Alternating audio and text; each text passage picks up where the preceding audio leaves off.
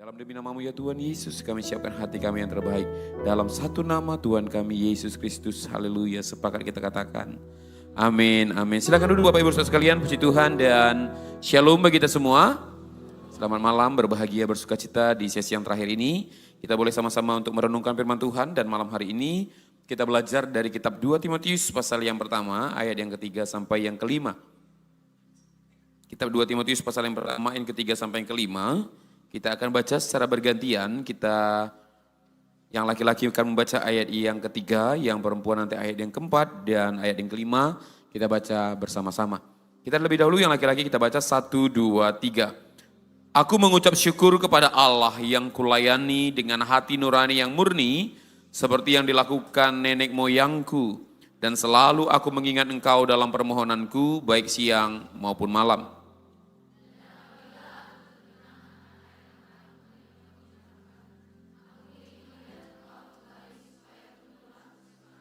Bersama-sama 1, 2, 3. Sebab aku teringat akan imanmu yang tulus ikhlas, yaitu iman yang pertama-tama hidup dalam nenekmu Lois dan di dalam ibumu Eunike, dan yang aku yakin hidup juga di dalam dirimu. Diberkatilah kita yang membaca serta melakukan firman Tuhan dalam hidup kita. Amin. Nah, tema kita pada malam hari ini Bapak Ibu Saudara sekalian adalah dampak kesalehan dan didikan orang tua. Sama-sama kita katakan 1, 2, 3 ya. Nah, kalau kita melihat dari tema ini berhubungan dengan teks yang kita baca, apakah ada dampak daripada kesalehan dan didikan orang tua pada pribadi Timotius? Ada, yaitu bagaimana kalau dilihat tadi ayat yang kelimanya, orang tua daripada Timotius di sini adalah ibunya yang bernama Eunike yang mendidik Timotius sehingga Timotius pada waktu usianya masih 17 tahun, dia sudah menjadi seorang gembala sidang di daerah Efesus. Satu kota besar yang banyak orang-orang bijaksana, orang-orang pintar di sana. Tapi Timotius bisa menjadi pemimpin di sana. Kenapa? Karena ibunya Eunike mengajarkan tentang firman Tuhan kepadanya. Dan Eunike juga mendapatkan itu dari siapa? Dari ibunya lagi, yaitu dari Lois. Jadi Bapak Ibu Saudara sekalian, kita mau diajarkan hari ini, kalau kita ada hari ini, sedikit banyaknya adalah karena dampak teladan yang diberikan orang tua dan apa yang orang tua kita ajarkan bagi kita. Nah, kita bersyukur berbahagia kalau ada di antara kita orang tua kita memang sungguh-sungguh takut akan Tuhan, cinta akan Tuhan. Sehingga kita pun akan menjadi anak-anak Tuhan yang cinta akan Tuhan. Tapi bagi kita mungkin yang orang tua kita belum sungguh-sungguh takut akan Tuhan, tidak perlu kita mempersalahkan mereka, tinggal bagaimana kita belajar supaya anak-anak kita nantinya menjadi anak-anak yang takut akan Tuhan. Amin. Nah, izinkan bertanya, berapa banyak di sini yang sudah berkeluarga? Boleh angkat tangannya? Yang sudah berkeluarga supaya saya tahu. Oke. Yang pemuda? Oke, nggak tahu dia. Oke, bagus. Dia bingung, dia aku pemuda tapi udah tua. Tapi kalau dibilang tua belum berkeluarga gitu. Sekali lagi, yang sudah berkeluarga. Yang sudah berkeluarga lebih dahulu. Oke, jangan ngaku-ngaku ya. Oke, yang masih belum berkeluarga. Oke, nah kalau yang sudah berkeluarga berarti perlu menerapkan ini di dalam keluarga. Karena apa yang Bapak Ibu lakukan itu akan menentukan iman daripada anak-anak Bapak Ibu. Jadi kalau Bapak Ibu mengajar dengan takut akan Tuhan, anak-anaknya pun akan menjadi anak-anak yang takut akan Tuhan. Nah, bagaimana dengan anak-anak muda? Enggak usah kita salahkan mama bapak kita. Jangan bilang gini, kenapa aku sekarang ini Pak Pendeta enggak takut akan Tuhan? Karena mama bapak aku pun enggak takut akan Tuhan. Enggak usah salahkan. Cukup kita yang perbaiki dengan baik. Amin. Nah, oleh karena itu Bapak Ibu, Paulus melihat iman Timotius bukan muncul tiba-tiba, melainkan diwariskan. Sama-sama katakan diwariskan. Jadi bagi kita yang orang tua harus kita tahu yang paling penting diwariskan bukan harta kekayaan, tapi iman yang harus diwariskan. Supaya anak-anak kita nanti percaya Yesus adalah Tuhan. Dan diwariskan melalui siapa di sini tadi? Melalui Lois dan Eunike. Dari Eunike kepada Timotius. Nah, jadi bagian ini menunjukkan bahwasannya kesalehan dan didikan rohani orang tua memiliki dampak lintas generasi. Bagi anak-anak muda di tempat ini, apa yang kau lakukan hari ini akan berdampak lintas generasi. Tidak hanya kepadamu, tapi juga nanti kepada anak-anakmu dan kepada cucu-cucumu. Kalaupun mungkin Anda di antara berkata, Pak aku masih jomblo, nggak apa-apa. Bayangkan aja engkau nanti sudah punya anak dan punya cucu. Kalau perlu dari sekarang tentukan opung apa akan kau dipanggil namamu nanti. Padahal sekarang masih jomblo, nggak apa-apa. Mana tahu nanti kau buat namamu Opung George. Kalau nulisnya itu kan George, bacanya George. Pak tapi aku jomblo Pak, urusanmu, nggak apa-apa. Bayangkan aja engkau punya cucu, walaupun kakeknya belum kelihatan di mana. Nah, apa yang kalian lakukan hari ini, apa yang kita lakukan hari ini akan menentukan generasi berikutnya. Yang perlu kita lakukan yang pertama adalah teladan iman. Sama-sama katakan teladan iman. Teladan yang bagaimana? Paulus katakan sebab aku teringat akan imanmu. Iman yang tulus ikhlas. Jadi Paulus menyebut iman yang tulus ikhlas ini mulai daripada Lois dulu. Baru masuk kepada Eunike. Jadi iman yang hidup lebih kuat daripada sekedar nasihat. Anak-anak belajar tentang Tuhan pertama-tama melalui apa yang mereka lihat di rumah. Jadi iman itu akan dilihat pertama-tama dari rumah. Saya bersyukur mama saya pribadi yang takut akan Tuhan. Walaupun papa saya bukan pribadi yang takut akan Tuhan sungguh-sungguh. Mama saya itu rajin beribadah. Makanya saya mungkin sekarang akhirnya menjadi seorang hamba Tuhan. Pasti ada kontribusi daripada orang tua kita. Tapi saya nggak juga mau menyalahkan keadaan mereka. Kalaupun banyak hal yang menurut saya orang tua yang lain lakukan kepada anaknya. Tapi yang menjadi pergumulannya adalah saya harus lebih baik. Nah jadi untuk orang tua di tempat ini, shalom. Kira-kira sudah didik anak-anaknya dalam takut akan Tuhan? Kira-kira sungguh-sungguh dia takut akan Tuhan? Nah, lagi untuk anak-anak muda, shalom. Sekali lagi shalom. Kalaupun papa dan mama kita belum takut akan Tuhan, apa boleh buat? Gak jadi masalah. Yang penting kita berjuang, kita nanti menjadi takut akan Tuhan. Sini dikatakan tadi Lois dan Eunike memuridkan sehingga Timotius menjadi pribadi yang luar biasa. Nah untuk anak-anak muda, kira-kira nanti kalau engkau berkeluarga, punya anak, punya cucu, kira-kira anakmu nanti bangga enggak dengan pilihanmu hari ini? Saya ulangi sekali lagi. Misalnya si siapa namamu? Christopher. Misalnya Christopher. Umurmu berapa sekarang? 23. Rencana menikah? Hah? 28. Berarti ada 5 tahun. Cukup itu 5 tahun ngumpul di Sinamon. 20 juta, 20. Oh, lumayan lah 100 ya. Amin. Jadi kalau 5 tahun nanti ke depan menikah, rencana punya anak, sesudah berapa tahun menikah? Enggak rencana. Walaupun kau enggak punya pacar, enggak apa-apa. Belum lapor, mana sah. Pokoknya semua yang enggak lapor sama saya anggap jomblo. Usia berapa rencana menikah tadi? 28. Kalau misalnya 20 tahun ke depan, kira-kira umur anakmu umur berapa? Hah? 18. Yang mana? Matematikamu agak payah kayaknya ya. Kau usia sekarang 23, menikah 28. 20 tahun ke depan anak 18. Kapan ya sebenarnya kau nikahnya ini? Berarti kau sebelum menikah udah punya anak 2 gitu. Kira-kira nanti Christopher, anakmu entah laki-laki kah atau perempuan, bangga enggak dia kepadamu? Dia bilang, Pak, bangga kali aku nengok Bapak. Kenapa? Aku yakin Bapak orang yang luar biasa. Buktinya bisa memilih perempuan ini yang menjadi mamaku. Dan dia bilang, boleh enggak Pak bagi tips? Tips apa anakku? Supaya nanti kalaupun aku sudah dewasa, bisa milih perempuan minimal kayak mama kualitas hidupnya. Ataukah dia bilang, Pak, yang bodoh-bodohnya kau dulu waktu lajang Pak. Kenapa kau bilang kayak gitu nakku? Kenapa si mak lampir ini kau buat jadi mama aku? Anak-anak muda, kita gak bisa milih siapa orang tua kita, betul? Termasuk anakmu nanti gak bisa milih siapa jadi bapaknya. Jadi siapa pacarmu sekarang, indikasinya dia yang akan menjadi bapak dari anakmu. Karena itu, kira-kira bangga gak nanti anakmu dengan bapaknya? Kalau kau gak yakin, pesanku pulang ibadah, putuskan. Iya. Apa nanti akan disampaikan oleh anak cucu kita nanti? Karena kebanggaan daripada anak cucu adalah siapa?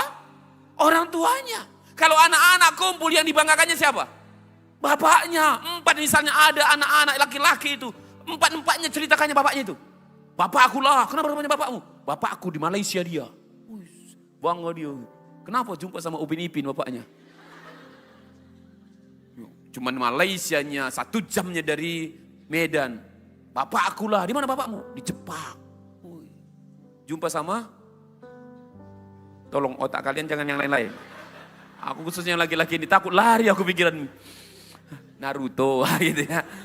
Jumpa sama itu. Oh iya. Satu lagi. Cuman itu Jepang masih Asia. Bapakku lah. Di mana bapakmu?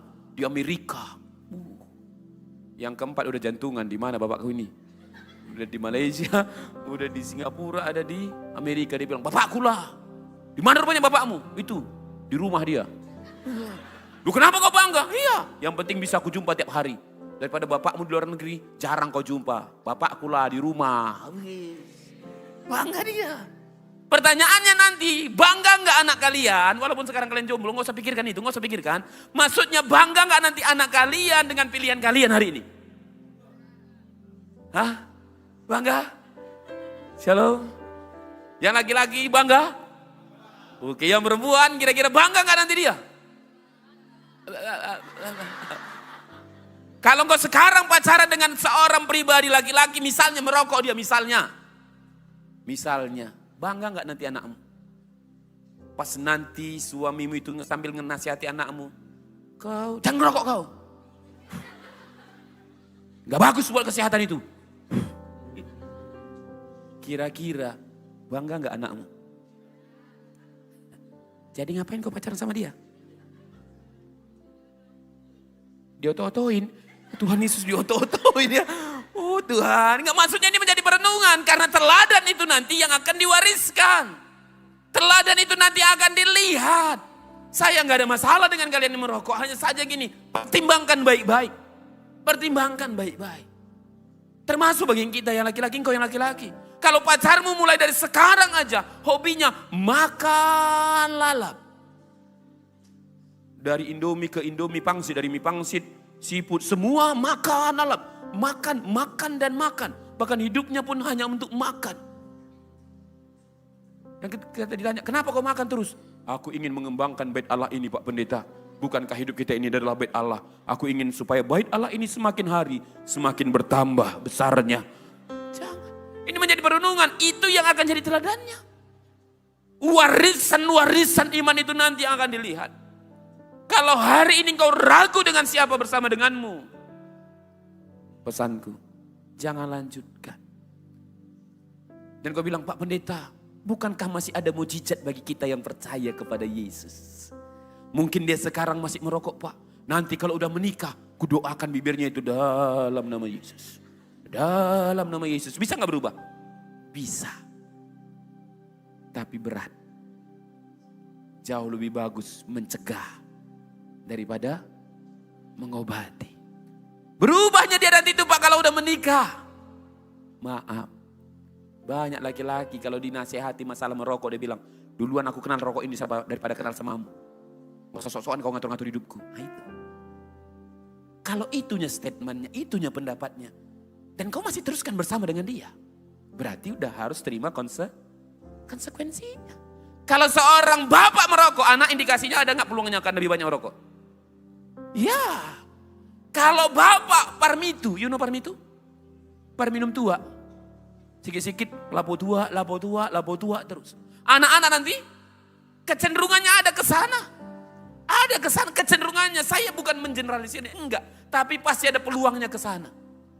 Kalau engkau yang perempuan merepet terus. Engkau nanti punya anak perempuan. Indikasinya pun enggak jauh dari situ. Makanya ada filosofi sering bilang apa?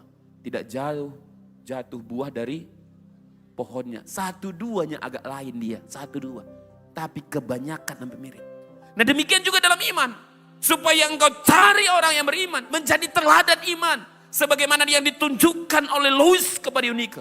Yang ditunjukkan Eunike kepada Timotius. Harus itu juga dipertahankan. Supaya nanti benar-benar jadi contoh. Mohon maaf kalau ada di antaramu yang masih merokok. Pesanku, bertobatlah. Tidak hanya engkau menyakiti dirimu, tapi juga menyakiti orang-orang sekitarmu. Kalau engkau mengasihi, kalau engkau tahu firman Tuhan, berjuanglah untuk meninggalkannya. Agak panas tempat duduknya kayaknya sebagian ya. Haleluya. Shalom. Ini menjadi hal yang penting. Supaya iman itu yang kita wariskan nanti. Iman itu yang kita tularkan nanti. Apa yang mau dibanggakan anak kita nanti. Apa yang nanti akan dibanggakan cucu kita tentang kita. Ada gak kira-kira ada yang bangga dia bilang, opungku lah perokok berat dia. Satu hari 5 bungkus habis dibuatnya. Opung mau berapa bungkus? Enggak ada. Ada kira-kira ada pernah orang membanggakan demikian? Enggak ada. Jadi kalau kita tahu enggak ada, kenapa kita terus ada di sana? Udah kecanduan Pak, dalam nama Yesus kita bisa lepas. Dalam nama Yesus ada kelepasan. Kalau kita rindu menjadi teladan bagi yang lainnya. Bagi anak-anak nantinya. Bagi engkau yang masih gadis. Pilihlah yang lain. Kenapa kau tengok kiri kananmu? Putus kita pulang ibadah ini bang. Ada yang bilang, nyesal aku ibadah malam-malam ini Tuhan. Kok pendeta si satu ini pula yang khotbah. Ada yang pernah bilang, saya sampaikan gini, karena bapak gak pernah merokok maka gak tahu rasanya merokok. Aku bilang gak semua harus ku coba untuk mengkhotbahkannya. Aku pun belum pernah mati. Udah khotbahnya juga aku untuk orang-orang yang sedang kehilangan. Kan gak mungkin kita mati dulu. Kayak mana rasanya mati? Oh ya udahlah, mati dulu ya aku. Baru nanti kalau aku udah bangkit dari antara mati baru bisa ku. Yang lain enggak perlu aku jadi perempuan untuk tahu rasanya sakitnya datang bulan. Ngerti maksudnya? Enggak semua hal harus kita alami dulu baru kita bisa sampaikan. Tapi berbicara tentang kebenaran. Ini menjadi sebuah perenungan. Kenapa? Karena kesalehan yang konsisten akan meninggalkan jejak rohani yang mendalam. Jadi keteladanan rohani orang tua menjadi pondasi penting. Bagi apa? Bagi pertumbuhan generasi berikutnya. Jadi generasi berikutnya itu generasi yang benar-benar takut akan Tuhan. Sekarang 2026, 2045 dikatakan Indonesia emas. Kira-kira anak-anak kalian nanti, anak-anak kita nanti duduk gak pada posisi hal yang demikian? Menjadi generasi-generasi emas atau generasi-generasi yang cemas? Generasi-generasi yang takut akan Tuhan atau generasi-generasi yang lainnya? Generasi kalau ya laki-laki dia berkata dia laki-laki, kalau perempuan dia berkata dia perempuan. Atau malah generasi-generasi boti ke depannya. Ini menjadi perenungan bagi kita. Khususnya bagi engkau adik-adik yang perempuan shalom. Tolong jangan kau terima kali si boti-boti itu jadi teman-temanmu. Sekali lagi shalom. Aku gak ada masalah aku sama si boti, agak jijik aja aku gitu. Kadang maaf berkembang biak mereka gara-gara kau yang perempuan. Ih temanku gitu. Dia merasa diterima gitu. Kita terima pribadinya tapi harus berubah hidupnya.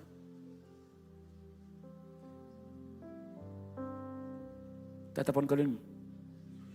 Gak apa-apa terus kukotbahkan. Karena GBI Pelita sistem kependetaannya jemaat gak bisa pindahkan pendetanya. Kalau di gereja yang lain kan gak cocok bisa dipindahkan pendetanya. Kalau sini gak cocok kau rasa, kau yang gak ibadah di sini. Ya, yang laki-laki hadir hari ini, berapa banyak laki-laki yang beribadah. Kalau sejak sekarang aja pacarmu gak suka ibadah, jangan berharap nanti ketika udah berkeluarga dia rajin ibadah. Susah itu, susah. Kalau sekarang aja dia gak suka baca Alkitab, kau berharap nanti ketika udah menikah, dia jadi rajin baca Alkitab. Susah itu. Kalau sekarang aja dia waktu masa pacaran, gak pernah pagi-pagi kalau diteleponnya, pagi dek, saat teduh yuk, kau yang nyanyi, abang yang main musik di sini. Gak pernah kau diteleponnya, cuma nelpon dia, dek, bayarkanlah dulu dek, ada utangku sini 100 dek. Dek, bayarkanlah dulu, percayalah, sudah menikah kau yang dijualnya. Kecenderungan hal itu terjadi.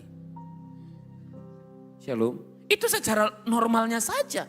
Firman Tuhan juga katakan demikian. Pergaulan yang buruk merusak kebiasaan-kebiasaan yang baik. Engkau rajin beribadah, pacarmu tidak rajin beribadah. Lama-lama engkau pun tidak akan rajin beribadah. Nah oleh karena itu warisan apa yang mau kita wariskan nanti? Jangan mengharapkan warisan-warisan secara materi. Orang tua kita pun yang paling kita nantikan harusnya warisan tentang imannya. Abraham, Ishak dan Yakub. Kenapa sejak asal menyebut nama Abraham? terus ada nama Ishak dan Yakub. Itu generasi yang terus diingat. Di mana ada Abraham sering dikatakan apa? Allah Abraham, Allah Ishak dan Allah Yakub. Generasi itu, iman dari Abraham itu diturunkan kepada Ishak, iman Ishak itu diturunkan kepada Yakub, dan dari Yakublah muncul ke-12 suku Israel. Nah, itu juga yang harus pada kita punya keteladanan rohani supaya anak-anak kita nanti melihat iman kita. Nah, yang kedua, pembentukan iman. Sama-sama katakan pembentukan iman. Sesudah ada teladannya tadi, ada pembentukannya. Pembentukan itu tidak terjadi satu hari. Pembentukan itu day by day-nya harus dikerjakan. Timotius tidak hanya melihat iman, tapi juga dibesarkan dalam pengajaran firman. Mari kita baca dari kata dunia, 3-2 ya. Dunia terus membentuk pola pikir generasi muda karena keluarga harus menanamkan kebenaran sejak dini. Di slide berikutnya dikatakan demikian. Pendidikan terbaik bukan hanya soal akademi. Nggak salah kalau kita menyelesaikan anak kita. Nggak salah semua mata pelajaran itu kita leskan. Bagus. Tapi jangan itu aja fokus kita. Tapi penting juga apa? Tetapi pembentukan karakter dan iman. Banyak orang tua mau habis-habisan mengeleskan anaknya. Segala mata pelajaran mulai dari bahasa Inggris sampai bahasa-bahasa yang lainnya. Mulai dari matematika, IPA, semuanya anaknya dileskannya. Pertanyaannya, mau gak kita meleskan anak kita belajar Alkitab? Shalom. Misalnya nanti dibuka di GB Pelita, kursus Alkitab. Ada gak kira-kira yang daftar? Hah? Ada? Ini menjadi PR kita. Mana lebih bangga kita anak-anak kita? Juara atau baik? Nah, serius lah. Kan semalam kan Jumat Sabtu kan baru bagi rapor itu kan. Banyak kan orang tua posting apa? Anaknya, iya anakku juara 1. Gak apa-apa, bagus. Di postingnya lagi, anakku juara 2. Wih bagus, salah? Enggak salah. Enggak salah. Tapi kalau kadang sering orang tua, kalau anaknya udah gak juara, wih, dibal-balinya. Ada yang pernah jadi korban? Masih turunnya nilai kita dari juara 3 jadi juara 5. Malu-maluin kau, malu-maluin kau, malu-maluin kau. Itu terus dipilosi kita dari ujung ke ujung. Iya, saya syukur sekali papa saya itu gak tamat SD. Kelas 4 dia udah gak sekolah lagi. Gara-gara guru agamanya mengurung dia katanya di lemari. Mamaku lebih luar biasa, kelas 6. Kelas 6 berhenti dia.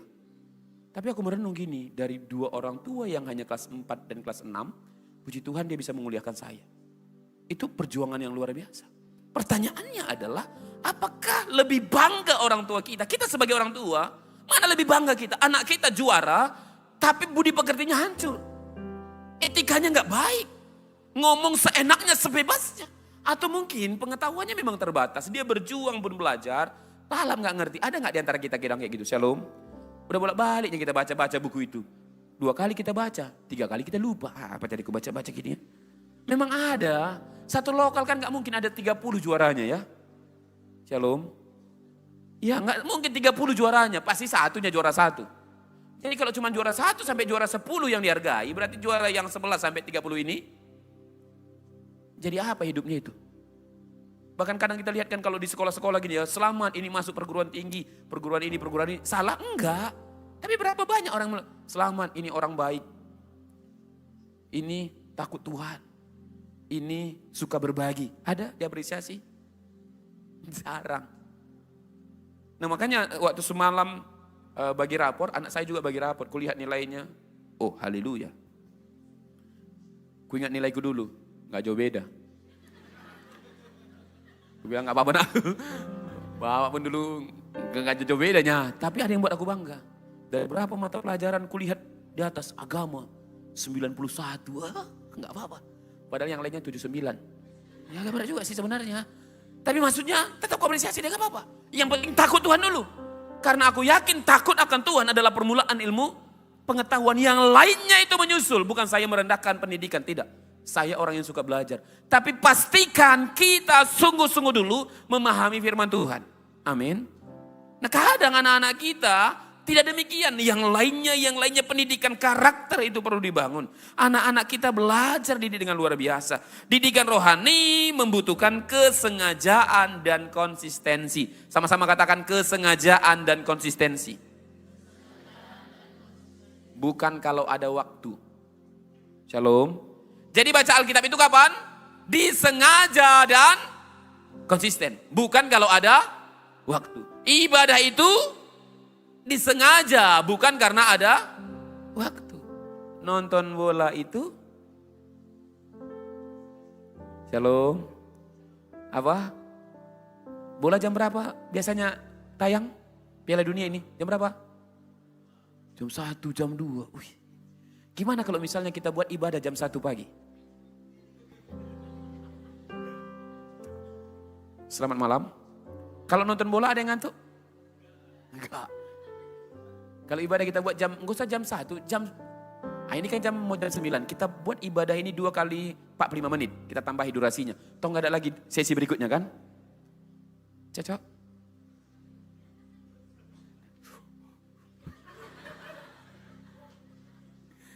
Kenapa kepada hal-hal rohani susah kali kita. Tapi kepada hal-hal yang lain kayaknya mudah kali. Ada orang pujian penyembahan enggak antusias. Tapi kalau disuruh dia ikut konser Blackpink, wih. Konser EXO, wih. Berapa harga tiketnya, Mi? 7.500.000. Bayangkan minggu depan kita buat yang ibadah GBI Pelita tiap buka pintu 7.500.000. Aku yakin pindah semua Jumat ini. Tapi kalau nonton yang demikian gak salah. Kalau ada uang gak salah. Dan ku tanya sama adikku ini. 7.500.000 di mana? Di depan om. Dan gak ada duduk. Jadi ngapain? Bayar 7.500.000. Jadi kalau 1 juta di tribun. Kalau 20.000 di Spiongot nontonnya. Pada acaranya di Jakarta gitu ya. Di sana dia gitu ya. Tapi itu berjuang orang hanya untuk nonton itu. Tapi untuk hal-hal rohani. Susah kali kita. Susah kali. Nah ini menjadi PR kita. Kalau kita sejak masa muda tidak sungguh-sungguh cinta akan Tuhan. Kedepannya anak-anak kita pun susah cinta akan Tuhan. Saya bolak-balik sampaikan sama anak saya, anakku. Bapak gak minta kau jadi juara 1 sampai juara berapa. Yang penting 1, belajar. Kalau masalah juara itu gak jadi masalah. Yang penting belajar. Iya. Dan gak masalah di peringkat berapapun. Saya pernah, 1 lokal itu 40 orang. Aku peringkat 36. Sampingku 37. Jadi masalah. Kau jadi pendeta juga ya. Kayak ginilah kualitasnya peringkat-peringkat 36 ini ya. Tapi maksud saya ini penting, belajar itu penting. Tapi jangan itu yang paling utama. Harus kita utamakan Tuhan di atas segalanya. Pendidikan itu kita harus tahu itu penting.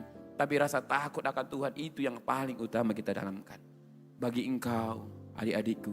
Kalau engkau cari nanti pasangan hidup, carilah yang takut akan istri ya.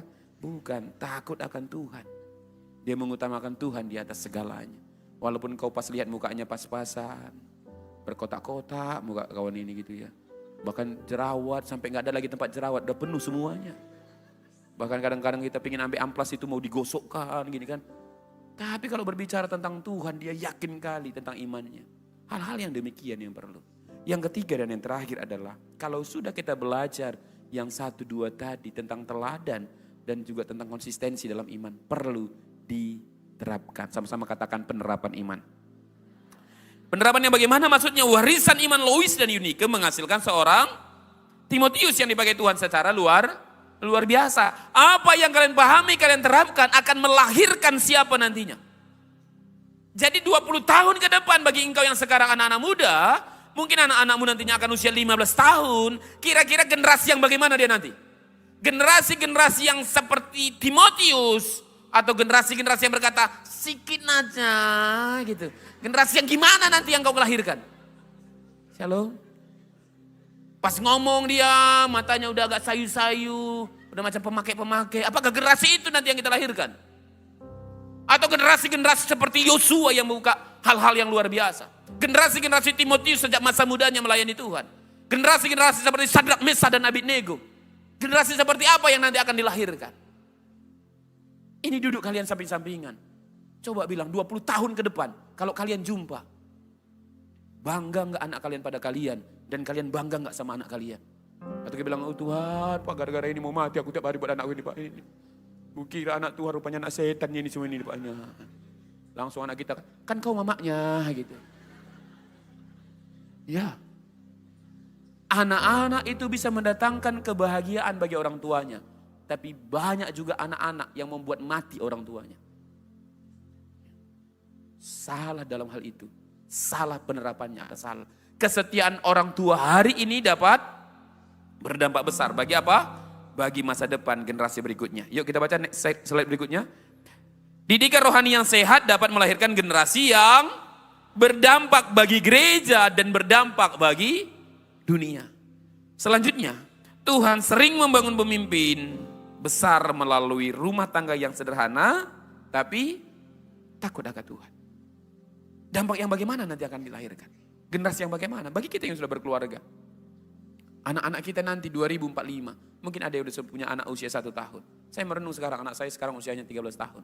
Berarti nanti kalau 2045 ada 19 tahun lagi, tambah sekarang usianya udah 13 tahun, berarti usia 32 tahun. Jadi apa dia nanti di sana? Anak saya yang sekarang usianya 5 tahun, kalau 19 tahun lagi usianya 24 tahun. Jadi apa nanti waktu 2045 itu? Ini menjadi saya perenungkan. Supaya setiap kita mempersiapkan hari-hari ini. Supaya setiap keluarga kita, setiap anak-anak kita, setiap orang-orang yang bersama dengan kita menjadi generasi-generasi yang takut akan Tuhan. Akhirnya saudara sekalian, senantiasalah dalam hidup kita ini menjadi pribadi-pribadi yang terus berjuang, menjadi pribadi yang saleh, dan didiklah anak-anak kita nantinya dalam takut akan Tuhan. Bagi engkau anak-anak muda, tentukan yang terbaik hari ini.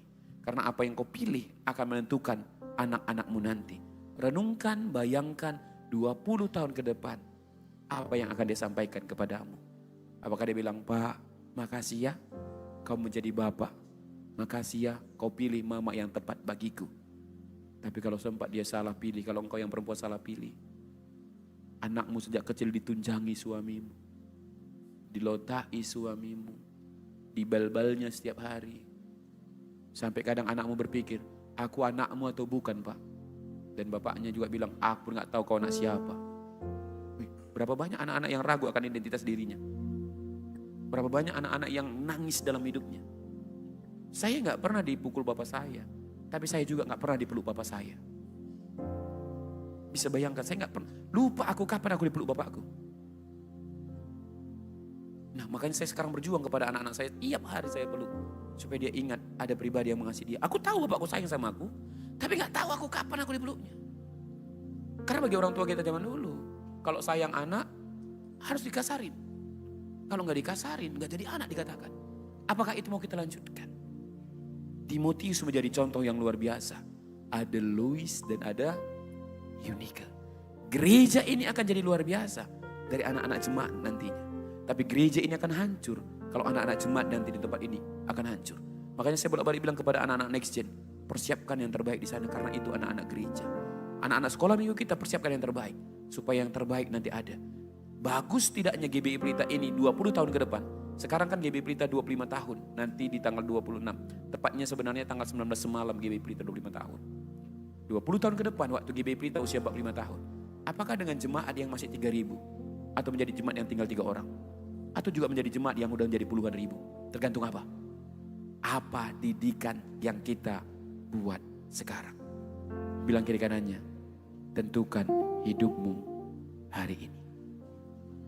Sekali lagi 1, 2, 3. Tentukan hidupmu hari ini. Tuhan Yesus memberkati.